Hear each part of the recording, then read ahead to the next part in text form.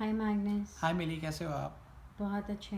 Congratulations सबसे पहले कि आपने 2014 में प्रेस कॉन्फ्रेंस की थी थैंक जिसमें यू। आपकी भविष्यवाणी बिल्कुल सही साबित हुई है। Thank you so much. आप मुझे थोड़ा और इस पे रोशनी डालेंगे कि आगे की प्रिडिक्शन, आगे की भविष्यवाणी आपकी क्या है, और इंडियन पॉलिटिक्स को लेके, इंडियन इकोनॉमी को लेकर, और थोड़ा बहुत आप सबको ये भी बताइए कि 2014 में आपने क्या भविष्यवाणी की थी। जी ज़रूर।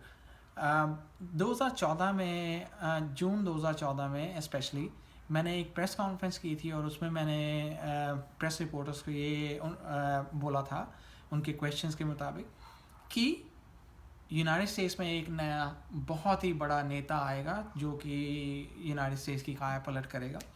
दूसरी बात ये थी, उन्होंने जब मेरे से इंडिया के बारे में प्रश्न पूछे तो मैंने उनको बताया कि मोदी जी, मैंने मेरी प्रिडिक्शन पहले ही थी कि इस बार जो है सिटिंग गवर्नमेंट हारेगी लोकसभा के इलेक्शंस, और मोदी जी के सबसे ज़्यादा चांस है, और हमने देखा कि मई 2014 में मोदी जी ही जीते।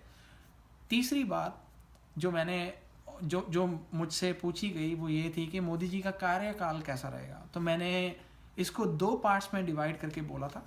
पहला पार्ट ये था कि मोदी जी 2014 मई में बनने के बाद 2016 के एंड तक फॉरेन की विजिट्स पर रहेंगे, वो फॉरेन से रिलेशंस इंप्रूव करेंगे, वो फॉरेन इन्वेस्टमेंट चाहते हैं इंडिया के लिए, और वो नारा भी लगाएंगे कि इंडिया जो है एक बहुत ही बड़ी इकॉनमी है और वो समर्थ है सब चीज़ें बनाने के लिए और चाइना को टक्कर दे सकता है।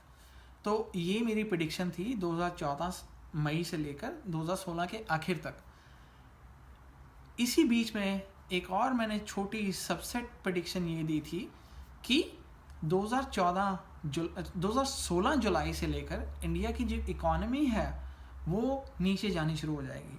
और उस जैसे ही मैंने बोला था कि 16 जुलाई से नीचे जानी शुरू होगी, तो कोर्ट ऑफ आर्बिट्रेशन का एक इंडियन गवर्नमेंट के साथ केस जो चल रहा था, उसमें इंडियन गवर्नमेंट ने किसी बाहर की कंपनी का without any notice and information उनका कॉन्ट्रैक्ट कैंसिल किया था, जो कि कोर्ट ऑफ आर्बिट्रेशन ने खारिज किया कि इंडियन सरकार ने बहुत गलत किया। और उन्होंने $2 बिलियन का, और ये वेरीफाइबल है, आप इंटरनेट पर गूगल पर जाके चेक कर सकते हैं कि कोर्ट ऑफ आर्बिट्रेशन ने इंडिया को जुलाई के अंदर $2 बिलियन का फटका लगाया, जिससे कि अब इंडिया को वो जुर्माना भरना है। तो ये बहुत ही बड़ा नुकसान है इकोनॉमी के लिए। ठीक है जी। तो ये बहुत ही बड़ी बात सामने आई जैसे ही वो पीरियड शुरू हुआ। दूसरी बात मैंने इसमें सबसेट प्रिडिक्शन में बोला था कि हमारी जो इंडिया की करेंसी रहेगी रुपी, उसकी डीवैल्यूएशन होगी। जो करेंसी होती है उसके भी साइकिल्स आते हैं, कभी ऊपर कभी नीचे, कभी ऊपर कभी नीचे। लेकिन ये जो पीरियड शुरू हो रहा था उसमें इंडिया के खजाने खाली होने थे, और ऊपर से इंडिया की जो करेंसी है उसने नीचे जाना था। और मैंने ये स्पेसिफिकली बोला था कि नवंबर 2016 में करेंसी को लेकर बहुत बड़ा क्राइसिस सामने आने के चांसेस बन रहे हैं। तो ये प्रेडिक्शंस आप सब लोगों के सामने हैं कि जैसे जैसे मैं बोलता गया वो वैसे ही होता है।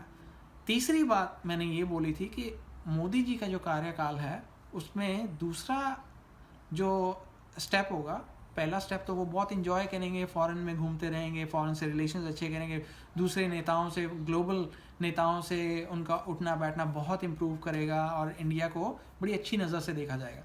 लेकिन दूसरा जो हाफ आना था उनकी प्राइम मिनिस्टरशिप का, वो था फरवरी 2017 से लेकर मई 2019 तक उनका कार्यकाल जो है वो बहुत ही डिफ़िकल्टी से जाने वाला है।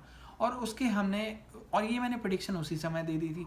तो ये 2014 जून में दी गई प्रेडिक्शन है, और हम देख रहे हैं कि मोदी जी के लिए काफ़ी डिफ़िकल्टीज पैदा हो गई हैं। इतने इलेक्शंस इकट्ठे आ गए, उनमें भी उनकी पार्टी जो है कोई बहुत अच्छा नहीं कर पा रही है, और उसका कहीं ना कहीं असर पड़ा है जो कि उनकी कार्यकाल है उन चीज़ों के कारण।